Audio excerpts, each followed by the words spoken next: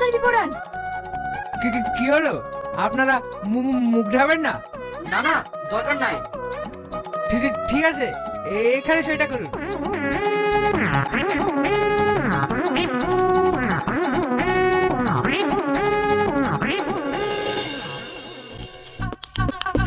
ওরি, তোমার গলাটা তো চেনা চেনা লাগছে কেন?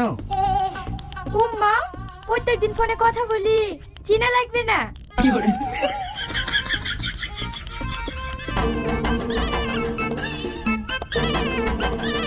কি গো, এইদিকে যাচ্ছ যে?